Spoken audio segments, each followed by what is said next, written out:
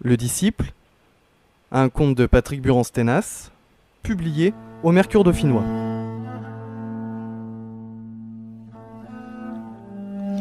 Le disciple. Il était une fois, dans un royaume bien loin d'ici, un alchimiste qui, avec le plus grand bonheur, se consacrait à son art. Sentant le temps venu, il décida de prendre un disciple. Mais comment le choisir ?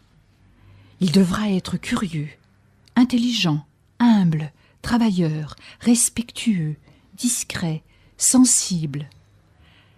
Et plus l'alchimiste énumérait les qualités de son disciple, et plus l'espoir d'en trouver un s'amenuisait.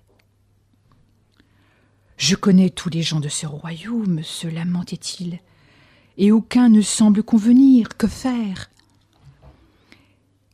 Et c'est l'esprit tout à cette préoccupation qu'il se rendit à l'auberge du Dragon où il avait ses quartiers. À peine à table, la maîtresse des lieux, la bonne femme Branée, l'apostropha. « Oh là ! Bien le bonjour, maître Dollfus. Comment vous portez-vous, vous et vos fourneaux ?»« Bien, bien, ma bonne hôtesse, » répondit le maître. Mais voyant que le ton n'y était pas, la bonne femme revint à la charge. « Eh bien, Dollfus, vous semblez bien préoccupé. Racontez-moi vos malheurs. » Et elle s'assit à sa table en déposant devant lui une bonne chope de bière bien mousseuse. Il en prit une gorgée, s'éclaircit la voix et dit sur le ton de la confidence : « Eh bien, ma bonne femme, vous savez que je suis alchimiste. » La bonne femme tendit l'oreille. « Eh bien, il est temps pour moi de trouver un disciple, mais je ne sais comment faire. Le choix est trop ardu, dit-il dans un grand soupir. » La bonne femme réfléchit. « Disciple, disciple, c'est bien celui qui partage tous les secrets du maître ? » ?»« Oui, oui, » répondit l'alchimiste. « L'or, le pouvoir, l'immortalité ?» dit la bonne femme d'un air gourmand. « Si on veut, » répondit le maître. « Mais je peux vous aider, moi, » dit la bonne femme. « Il passe plein de monde dans mon auberge. »« Vous croyez ?» dit le maître avec réserve. « mais oui, » s'enthousiasma la bonne femme. « Laissez-moi faire, et je vous trouverai le disciple qu'il vous faut. »« Et pourquoi pas ?» dit le maître. C'est vrai qu'il connaissait la bonne femme depuis des années et qu'il n'avait aucune raison de refuser son offre. Et c'est d'un pas plus léger qu'il retourna dans son laboratoire. À peine l'alchimiste parti, la bonne femme ferma sa boutique et se précipita chez son galant. Là, elle frappa à la porte avec acharnement. « Jean, Jean, ouvre vite la porte, c'est moi, j'ai une grande nouvelle. »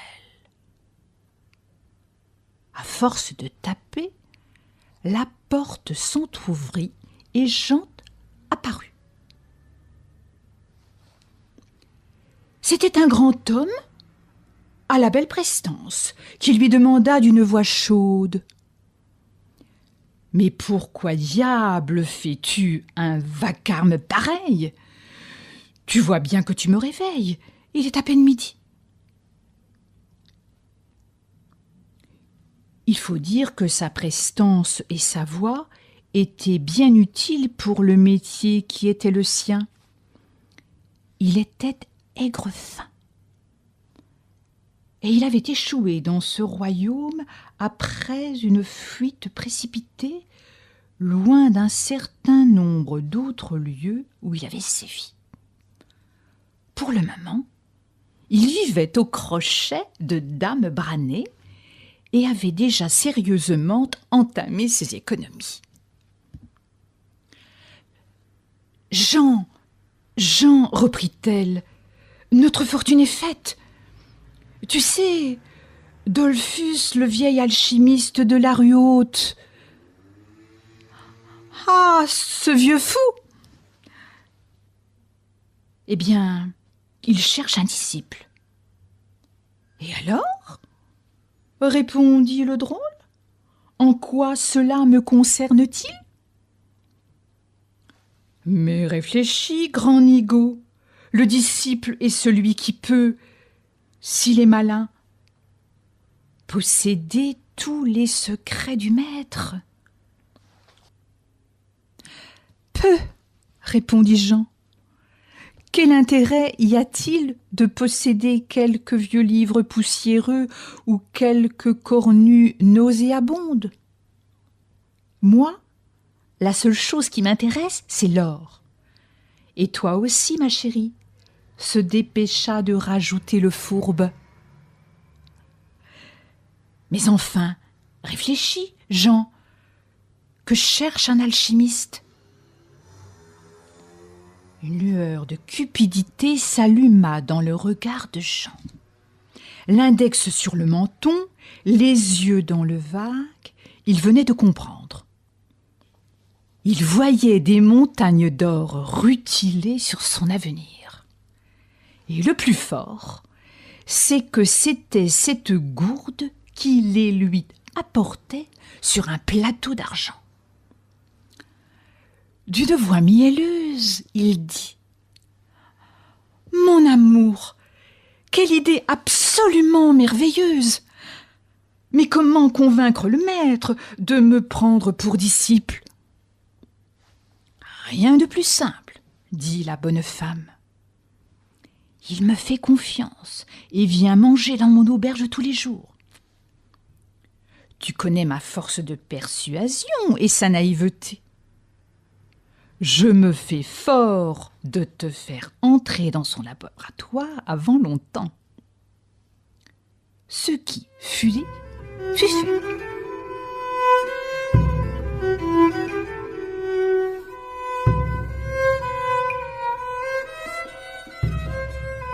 Chaque jour, l'alchimiste venait manger. Et à peine était-il assis que son hôtesse, toujours plus prévenante, lui vantait les mérites d'un certain Jean dont elle avait entendu parler. « Vous savez, maître, disait-elle, c'est un homme très cultivé. Pour le moment, il est en voyage, car il cherche avec ardeur et persévérance la connaissance. Ayant entendu relater vos mérites, il sollicite de votre haute bienveillance une rencontre. »« Mes mérites ?» s'étonna l'alchimiste. « Mais personne ne me connaît. Comment cet homme... » Tu, répliqua la bonne femme. Tout le monde sait quel grand alchimiste vous êtes. La preuve, votre réputation déborde nos frontières. Flatté et rougissant légèrement, l'alchimiste se dit que c'était peut-être vrai. Et le temps passait.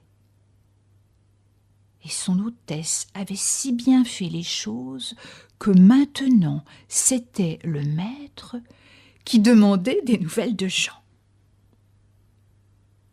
Sentant le bonhomme à point, l'hôtesse dit à l'alchimiste que la confrontation se ferait le lendemain à l'auberge. Le lendemain, tout était prêt.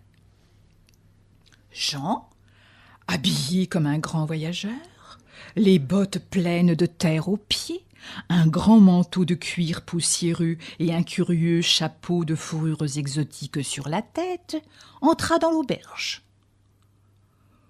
Au coin du feu l'attendait l'alchimiste. D'un pas franc, Jean s'approcha de sa table, secoua son manteau et, en se découvrant, un sourire étincelant illuminant son visage, dit « Ah, maître Dollfus, j'ai tellement entendu parler de vous et je viens de si loin pour vous rencontrer. Puis-je prendre place à votre table ?» L'alchimiste, tout de suite séduit par ce grand gaillard, l'invita bien volontiers à partager son repas. « Alors, mon ami, quelle est la quête qui vous a conduit si loin de chez vous ?»« Ah, maître, ma quête est celle de l'unité, de la connaissance et de la fraternité entre tous les hommes. » Étonné par cette réponse qu'il aurait pu formuler lui-même, l'alchimiste continua. « Bien, bien, et pourquoi vouloir me rencontrer ? » « Maître, une si noble cause ne peut susciter que de nobles recherches. J'ai entendu dire que votre science était le plus sûr chemin pour atteindre la connaissance. Prenez-moi comme disciple et je saurai me montrer digne de votre confiance. » Un peu surpris, mais aussi touché par la sincérité de cette demande, le maître réfléchit et dit : « Vous savez que c'est une quête longue et difficile. Il faut s'affranchir de la peur, de la cupidité, de la lâcheté, de... » Au fur et à mesure de l'énumération, Jean avait l'impression que l'on citait ses plus grandes qualités.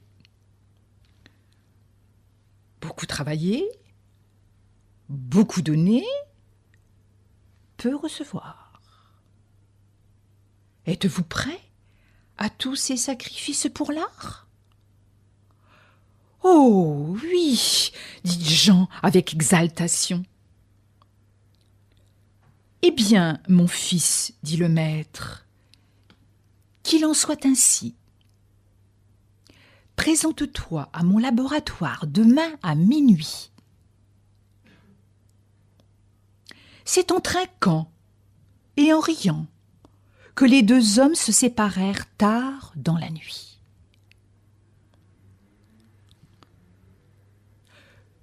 De retour chez sa complice, Jean ne put s'empêcher de se vanter, de parler de son grand esprit et de ses réparties philosophiques. Mais l'hôtesse fit remarquer que s'il avait si bien joué son rôle, c'était grâce à elle qui connaissait par cœur les phrases de l'alchimiste. Et c'est en rêvant à leur fortune prochaine que les deux amants s'endormirent cette nuit-là. Le lendemain soir, Jean se présenta à la maison de l'alchimiste. C'était une curieuse maison. Elle était très étroite et toute en hauteur. Sur les murs couraient des dragons de pierre. Et quand Jean passa sous la porte, il eut la curieuse impression que les visages de pierre sculptés en encoignure le suivaient du regard. Il traversa une cour minuscule. Au fond de celle-ci, il vit une porte dont le bois était très noir et très lisse. Cette porte avait comme particularité d'être si basse que celui qui voulait la franchir était obligé de s'incliner très bas. « Quelle construction farfelue !» pensa Jean en frappant à la porte. Quelques instants passèrent. La porte s'ouvrit sans un bruit, dévoilant une volée de marches s'enfonçant dans la pénombre. Jean hésita jusqu'à ce qu'il entende la voix de l'alchimiste semblant venir de très loin lui dire « Entre, mon fils, je suis tout en bas de l'escalier. » Pour passer, Jean s'inclina fortement en maudissant celui qui avait fait une porte aussi basse et mit le pied sur la première marche. Seule son agilité de voleur lui permit d'éviter un vol plané. Il s'aperçut que non seulement les marches étaient glissantes, mais aussi inégales. C'est après maints efforts et autant de jurons qu'il arriva en bas de cet infernal escalier. Là, il ne put retenir une exclamation de surprise.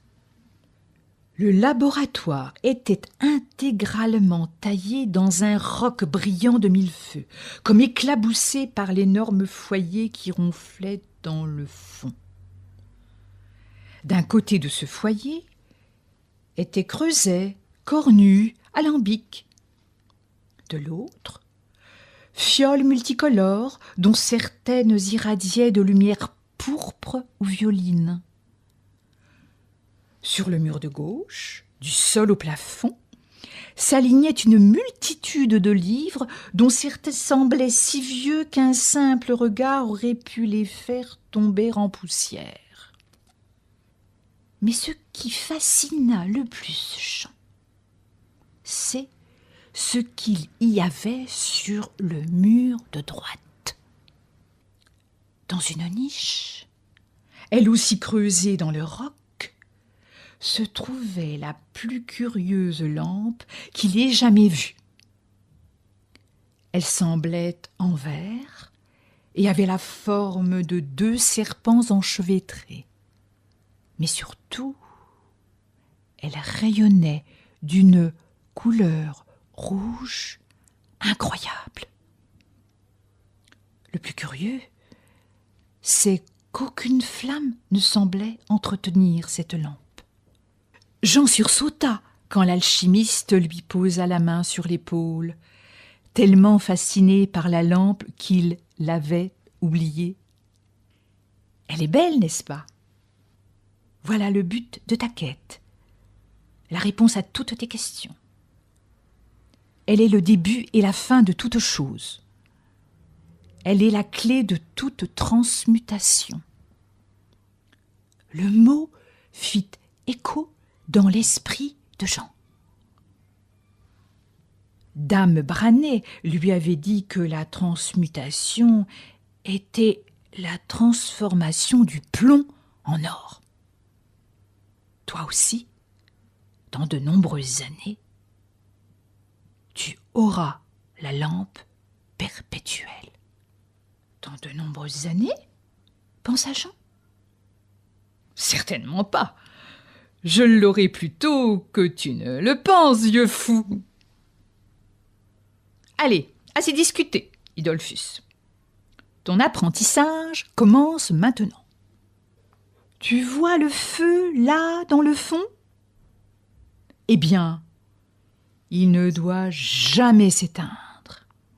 La température doit toujours être constante.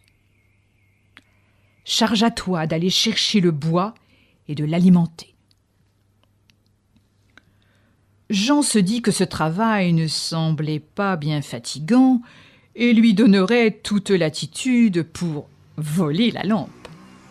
« Et le bois, où est-il, maître ?»« Mais en haut de l'escalier, mon fils. » Et combien de fois devrais-je en chercher? Oh, pas plus d'une dizaine par jour. Et bien sûr, autant de fois la nuit. La nuit aussi? S'exclama Jean. Bien sûr, mon fils. Et tous les jours? Bégaya Jean. Non, bien sûr, dit Dollfus. Le dimanche, je m'acquitterai de cette tâche. Jean s'étrangla et fit remarquer. Mais l'escalier est si inégal et la porte si basse. Ah, mon fils, si la porte est si basse, c'est pour que nous nous inclinions avec respect en entrant dans le laboratoire pour remercier la nature de ce qu'elle va nous donner. Et si l'escalier est si inégal et si glissant, c'est pour entraîner le cherchant à rester vigilant sur le chemin de la connaissance. Tout faux pas est sanctionné par une chute. Mais, maître, le chemin pour sortir, lui aussi, est compliqué. Bien sûr, dit le maître, quoi de plus naturel que de remercier la nature de tout ce qu'elle nous a déjà donné? Et c'est ainsi que commença l'apprentissage de Jean. 10 fois par jour il montait, il descendait. 10 fois par nuit il montait, il descendait. Et immanquablement, il se cognait la tête à chaque passage de la porte basse. Et au lieu d'apprendre la leçon, il maudissait tout le monde et surtout l'alchimiste à qui il saurait bien faire payer son infortune. Car, bien sûr, s'il se cognait la tête, c'était de la faute de Dollfus. Enfin, le dimanche arriva. C'est exténué que Jean s'en retourna à l'auberge du Dragon. Là, il se laissa lourdement tomber sur un banc. Quelques minutes plus tard, il dormait avec force ronflement dont il avait le secret. Dame Branée l'aperçut. Elle se précipita vers lui et le secoua vivement. « Jean, Jean, réveille-toi !»« Hein? Quoi? Ah, oui. Maître, je retourne alimenter le feu. »« Mais non, balourd, c'est moi. Raconte !» Et c'est encore tout endormi que Jean lui raconta. Il parla de tout, du feu, des cornues, de l'escalier surtout, de son incomparable sacrifice. Et bien sûr, il parla de la lampe qui changeait le plomb en or. Dame Branée répéta dans un soupir d'extase. « La lampe! Tu as vu la lampe ?» Et de rajouter, avec un éclair de cupidité, « Il nous la faut !»« Eh oui, dit Jean. Dollfus est toujours là. Et de plus, je ne sais pas comment elle marche. » Dame Branée réfléchit et dit, « Bien, occupe-toi du mode d'emploi. Moi, je m'occupe d'éloigner Dollfus. » Ce qui fut dit fut fait.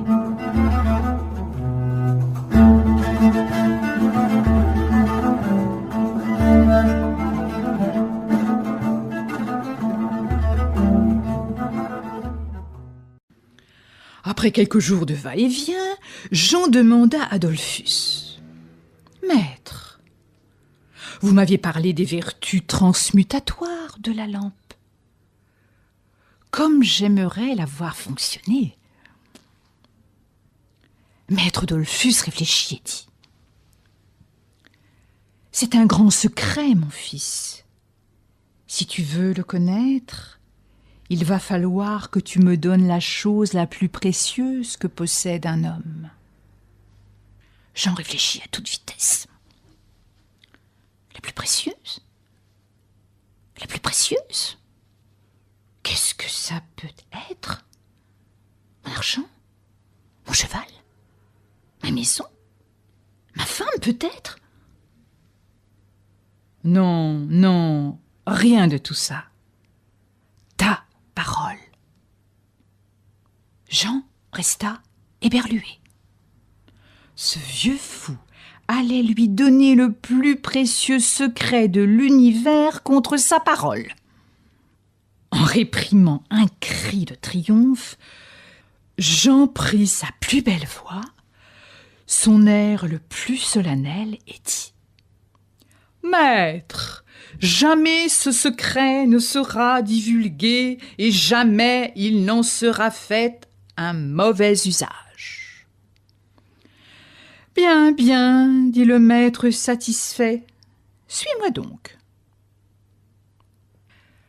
Le maître prépara un creuset, imite une once de plomb, posa le creuset sur le feu jusqu'à ce qu'il prenne une jolie couleur cerise.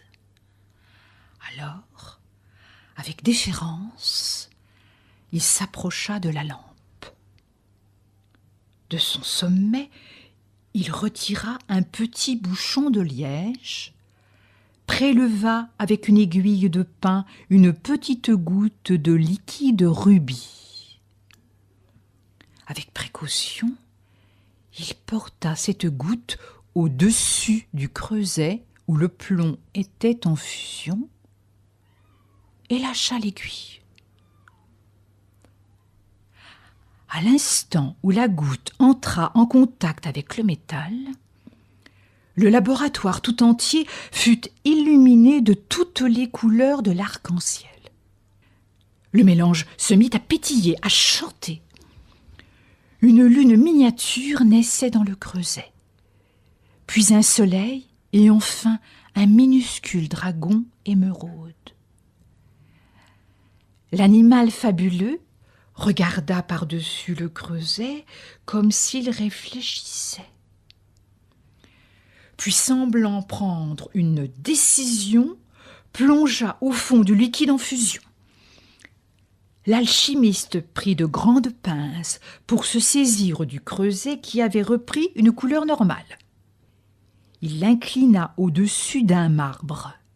Et là, devant les yeux ébahis de Jean, un liquide doré se coagula sur la plaque. Jean s'approcha, n'y tenant plus. Et bien qu'il se brûlât les doigts, il prit le métal avec de petits rires hystériques. C'est de l'or, regardez! Ça marche! Quelle merveille! Je suis riche, riche! Et en voyant le regard que lui lançait le maître, il rajouta : riche de savoir, bien sûr. Merci, merci, maître. Quelle puissance est la nôtre! Vous vous rendez compte, maître? Quel pouvoir! Les rois vont manger dans ma main, dans votre main.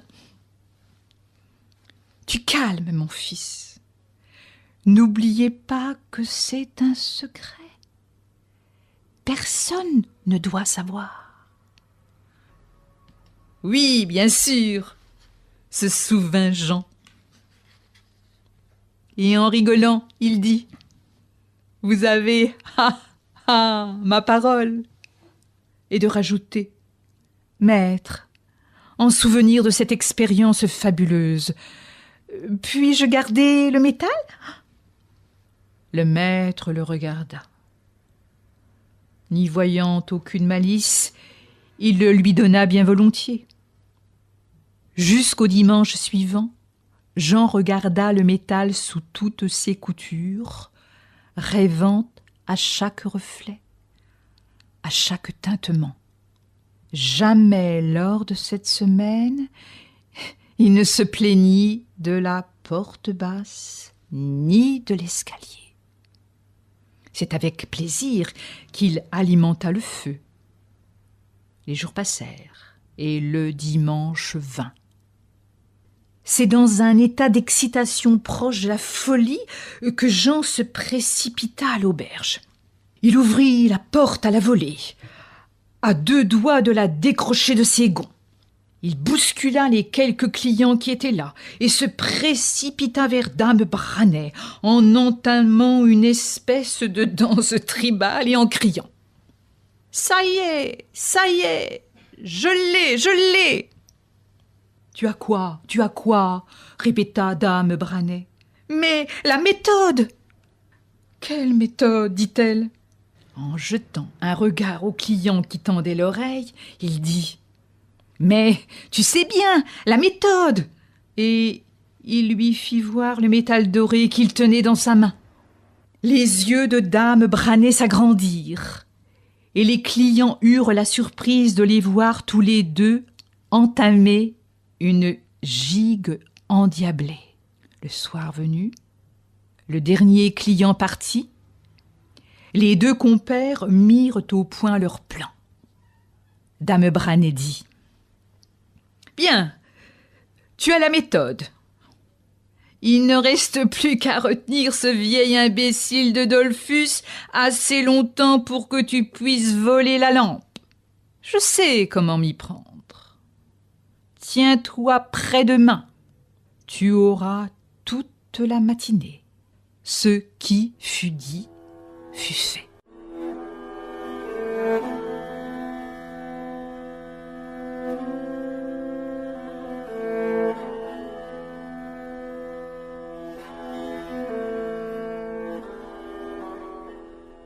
Le lendemain matin, maître Dollfus, comme à son habitude, se rendit à l'auberge.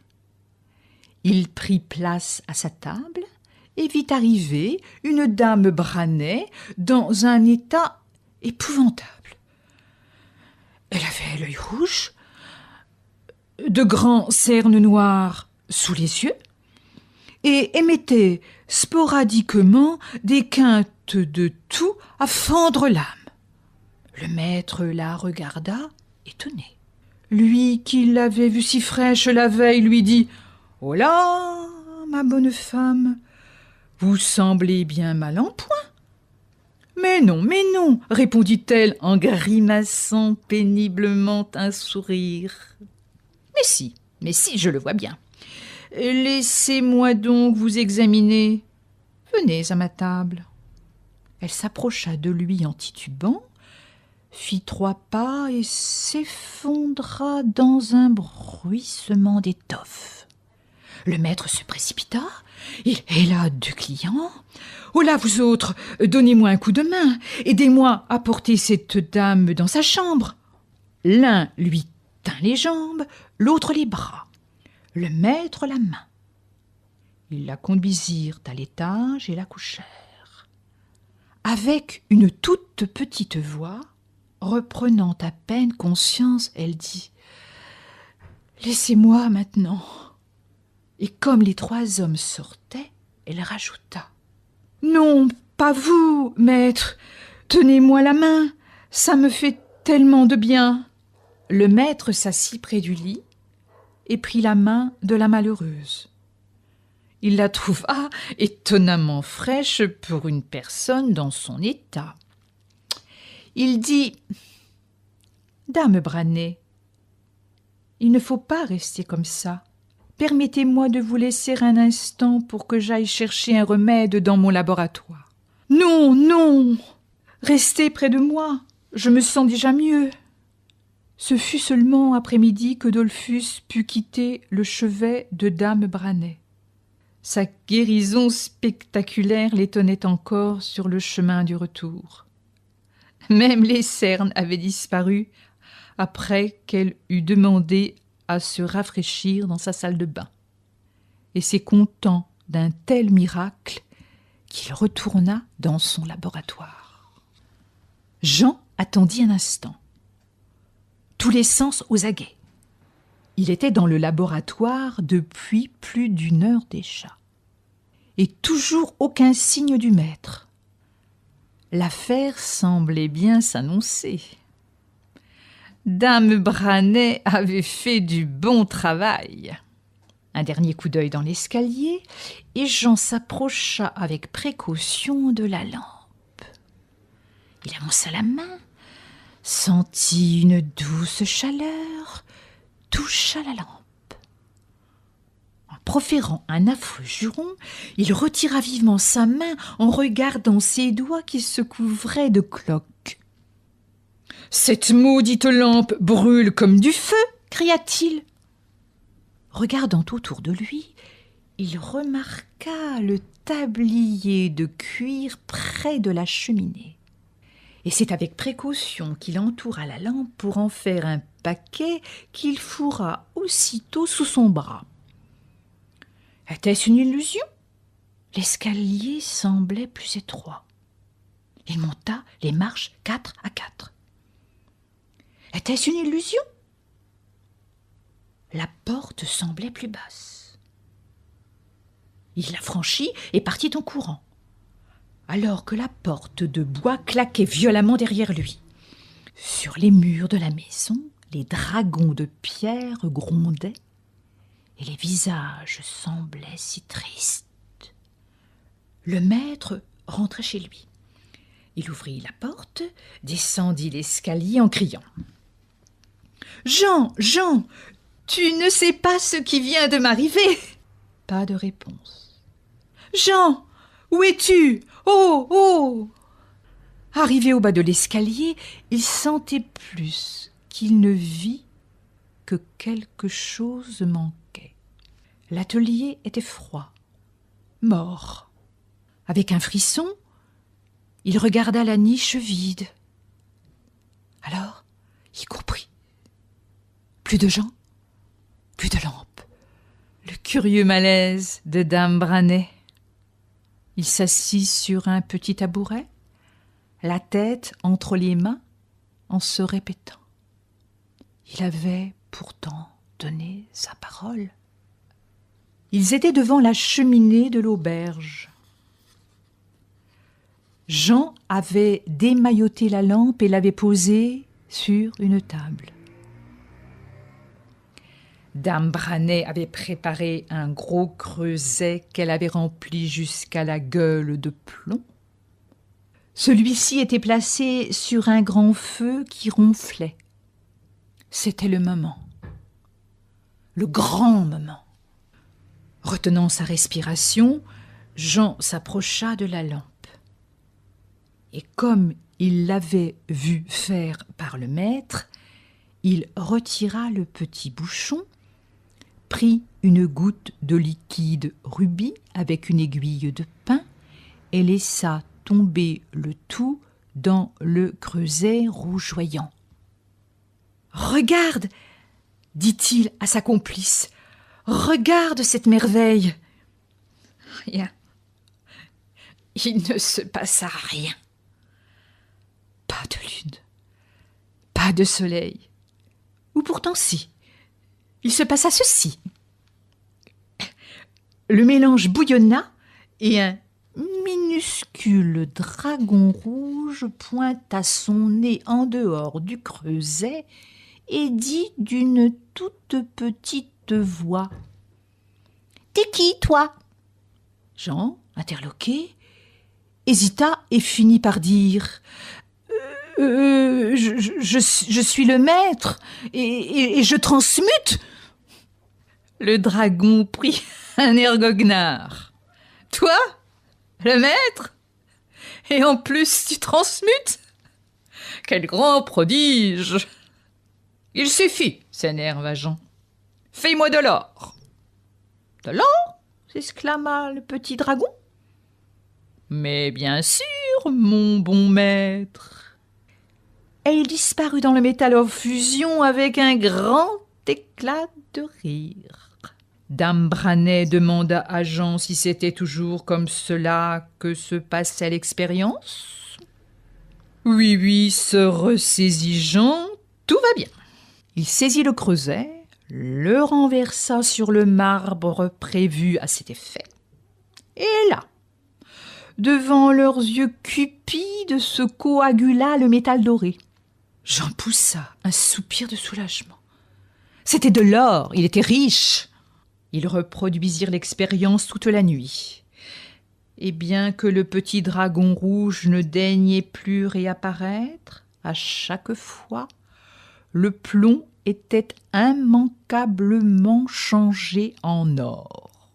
Le lendemain matin, c'est exténué, mais de fort bonne humeur, que dame Branet ouvrit son auberge pour ne pas éveiller des soupçons, comme elle disait. Pendant ce temps, Jean se rendit dans la rue des Marchands pour vendre son or au plus offrant. Il alla d'abord voir l'orfèvre. « Oh là, mon compère, dit Jean, combien me donneriez-vous pour cette merveille ?» Et il plaça sur le comptoir un lingot du plus bel effet. L'orfèvre le regarda, le soupesa, le goûta même, et satisfait répondit « C'est en effet un or du meilleur aloi, bien qu'au premier coup d'œil il m'ait semblé bizarre. Je t'en donne 200 couronnes royales. » C'était un excellent prix, mais Jean dit « Un or de cette qualité, ça vaut au moins 300. » L'orfèvre reprit le lingot, le ressoupesa, le huma. « Bon, allez, 250, mais c'est mon dernier prix. Top là, il est à toi. » Il se rendit ensuite chez le fripier, où son or fut aussi bien accueilli. La mode était alors au fil d'or pour décorer les pourpoints.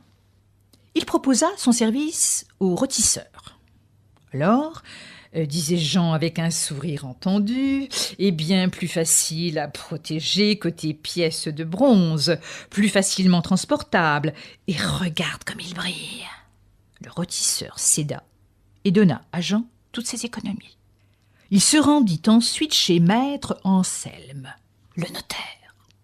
« Bien le bonjour, maître Anselme, je suis venu quérir une propriété. »« Bien, bien, dit le notaire en se frottant les mains. »« De combien disposez-vous, mon bon Jean ?» Jean dit d'un air détaché « Oh, vous savez, le prix m'importe peu, je veux ce qu'il y a de mieux. »« Bien, bien, dit le notaire en se frottant les mains avec plus d'acharnement encore. « Si monsieur a les moyens, j'ai justement une superbe propriété de 200 acres avec une rivière, un lac et un superbe petit château. Mais c'est cher, très cher. » Jean jeta négligemment 5 lingots sur la table et dit « Cela suffira-t-il » Le notaire fit disparaître les lingots avec une telle prestance que l'on aurait pu croire qu'ils n'avaient jamais existé. « Oui, oui, s'empressa de dire le notaire, mais il y aura des frais. » Jean jeta un autre lingot qui suivit le même chemin. « Très bien, dit le notaire radieux, je m'occupe de tout. » Et de rajouter sur le ton de la confidence « Mon bon maître Jean, d'où vous vient cette subite fortune ?» Sur le même ton, et à l'oreille du notaire, Jean répondit « J'ai eu la cruelle douleur de perdre un mien parent dans mon pays tout là-bas, mais cette douleur fut grandement atténuée par le legs substantiel qu'il me fit. »« Je comprends, dit le notaire. Veuillez accepter mes condoléances. »« Je les accepte, et n'oubliez pas, je viens chercher les papiers pour la maison ce soir. » Cela faisait longtemps que Jean ne s'était pas senti aussi bien. Il avait les poches pleines, il était considéré. Même le notaire l'avait appelé Maître Jean. Et c'est d'un pas alerte qu'il retourna à l'auberge. Il raconta sa journée à dame Branet. Un trait d'inquiétude lui fit pourtant demander « Edolphus, des nouvelles ?» « Non, aucune, » répondit la bonne femme, pas vue à l'auberge. Et toutes les questions que j'ai posées discrètement aux clients sont restées sans réponse. « Parfait, » dit Jean, en faisant claquer ses mains. « Apporte-moi donc à manger et à boire. »« Ah, bon, » répondit-elle, « j'ai cru un moment que tu avais des remords. »« Des quoi ?» répondit-il, et il s'empiffra. Le lendemain matin, maître Oreste, l'orfèvre, arriva à son échoppe, tout joyeux, comme à son habitude, en pensant à tout le bonheur qu'il aurait à travailler ce jour-là. « Tiens, dit-il, aujourd'hui, je m'en vais marteler l'or de maître Jean. Il a l'air si fin. » Il ouvrit le tiroir avec un air gourmand. Son sourire se figea sur son visage. « Mais, où est mon or ?» À la place du métal solaire, ne subsistait qu'un lingot de plomb du gris le plus sale qu'il ait jamais vu. N'en croyant pas ses yeux, il le prit, le raya, chercha sans succès au fond du tiroir. C'était bien du plomb.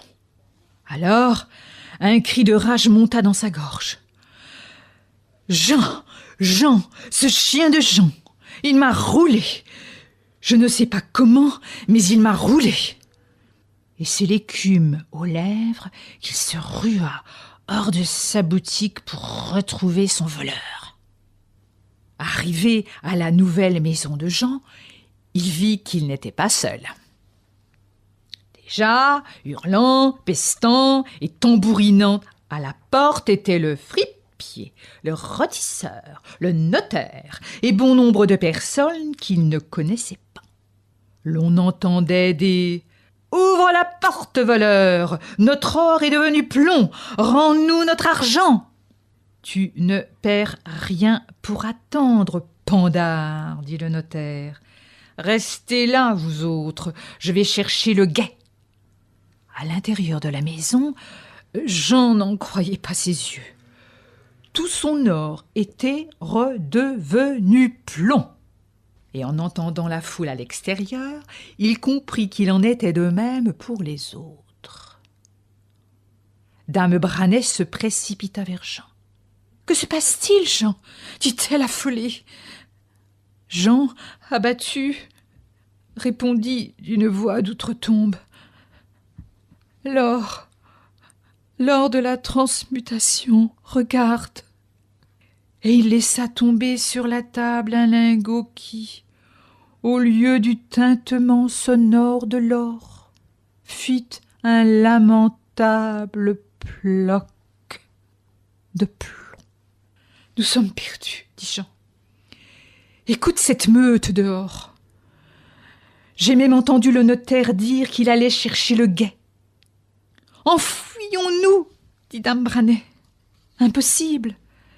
Ces forcenés gardent toutes les issues. » Dame Branet réfléchit à toute vitesse. Une lueur cruelle brilla dans ses yeux. « Peut-être pas, Jean, j'ai une idée. » Et elle lui exposa son plan. « Ouvrez !» dit-on en frappant violemment à la porte. « Au nom du roi, ouvrez !» Jean se fit la mine la plus épouvantable possible, l'œil triste, les épaules voûtées comme sous le poids d'un accablement fatal. Il ouvrit la porte. Le guet, le notaire, le fripier, l'orfèvre, le rôtisseur et toute une foule s'engouffrèrent dans la maison en criant « Au voleur !» Jean, sans se départir de sa tristesse et en montrant son propre tas de lingots de plomb, prit la foule à témoin. Vous aussi, mes amis, vous êtes victimes de la malédiction. La malédiction, répéta l'auditoire apeuré. Regardez, mes amis, mon or, mon bon or, il est tout en plomb. La foule interloquée regarda et dut constater que c'était bien du plomb.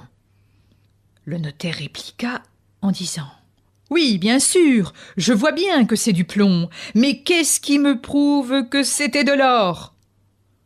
Alors, d'un geste théâtral, Jean sortit de sa poche le lingot transmuté par maître Dollfus. En voyant le métal doré, la foule fit de grands « Oh !»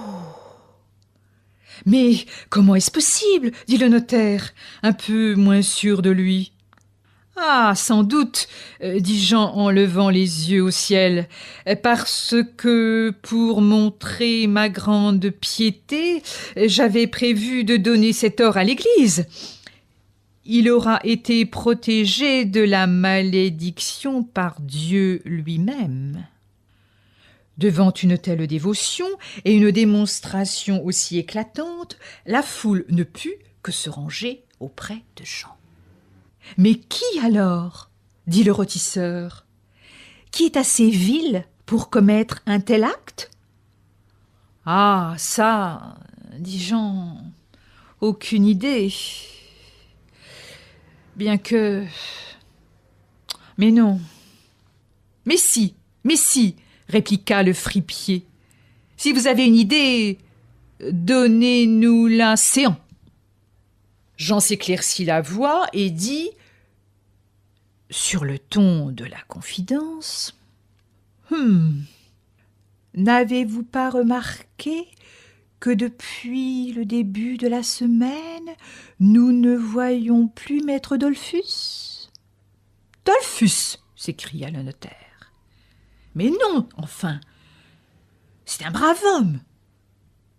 Nous utilisons tous ses remèdes. Et il est parmi nous depuis si longtemps. C'est un alchimiste, pas un sorcier. Quoique, dit dame Branet en entrant dans la pièce, depuis qu'il vient dans mon auberge, le vin tourne bien souvent. C'est vrai, dit l'apothicaire. Il fait des remèdes meilleurs que les miens. Ça cache quelque chose. Moi, dit une bonne femme, il m'a donné une pierre pour me protéger. Eh bien, je suis sûre que tous mes malheurs viennent de lui. Et comme par enchantement, tout ce bon peuple que Dollfus avait si souvent aidé se retourna contre lui. Tous ses remèdes étaient des poisons. Tous ses conseils d'infâmes machinations. Enfin, tous les villageois savaient d'où venait leur malheur. « Ça ne se passera pas comme ça !» cria quelqu'un. « À mort !» cria un autre. « Au bûcher !» hurla la foule. Jean, un peu surpris que son stratagème ait si bien marché, dit « Au bûcher, c'est peut-être un peu exagéré. »« Si, au bûcher !» cria dame Branet, les yeux exorbités. C'est une foule hurlante qui se rendit chez maître Dollfus. Ils traversèrent la cour, des torches à la main, en criant des « À mort Dollfus ! À mort le sorcier !» Les dragons de pierre les regardèrent passer impassibles. Déchaînés, ils tapèrent à la porte. Celle-ci s'ouvrit dans un silence de mort. L'alchimiste était là. Il regarda les uns, les autres, tous ses voisins, ses amis, et dit d'un air triste « Je vous attendais. » Son regard s'arrêta sur Jean et il dit « Toi, mon fils, n'oublie pas. Tu as donné ta parole. Tu as touché l'art et l'art t'a touché. Plus ébranlé qu'il ne le laissait paraître, Jean recula. Dame Branet en profita pour crier « À mort !» Ce fut comme si une vitre se brisait. La foule se jeta sur Dollfus. Il fut traîné sur la place village.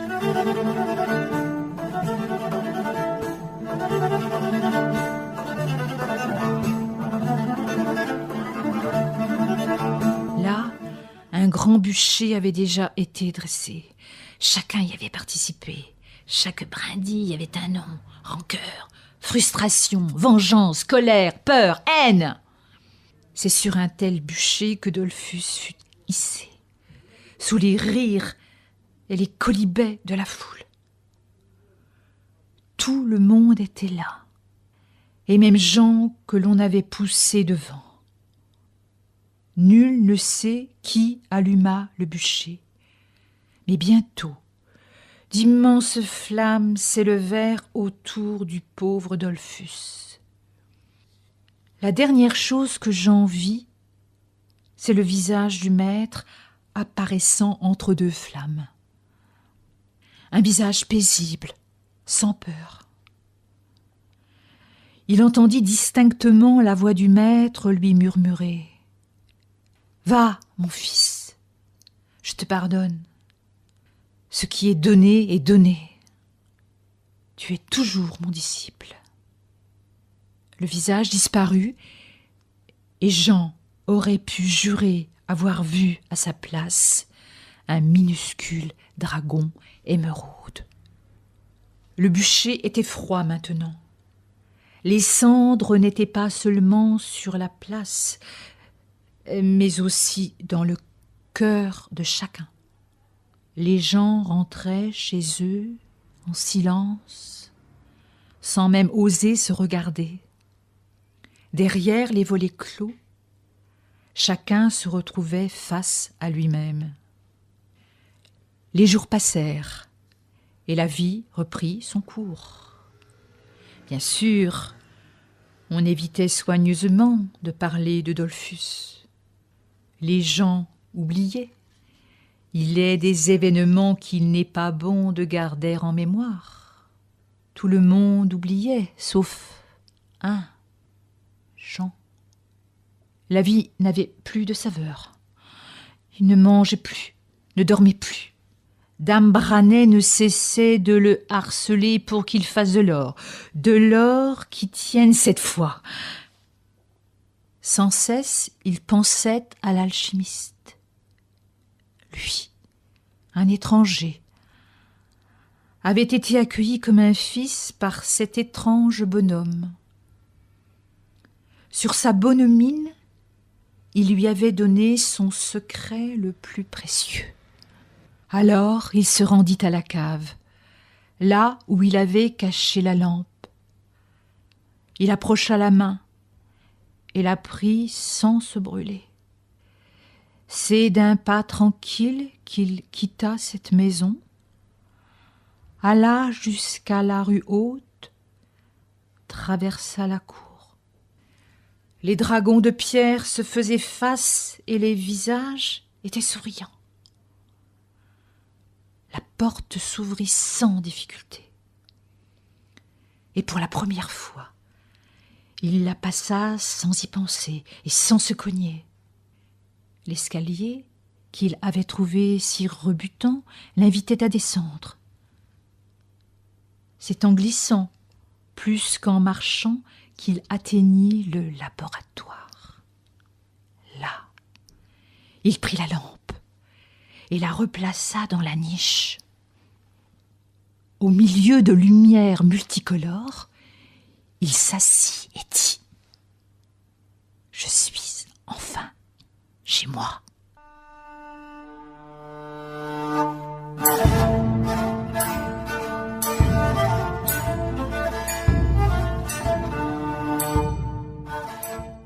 Le disciple, un conte de Patrick Buran-Sténas, publié au Mercure Dauphinois.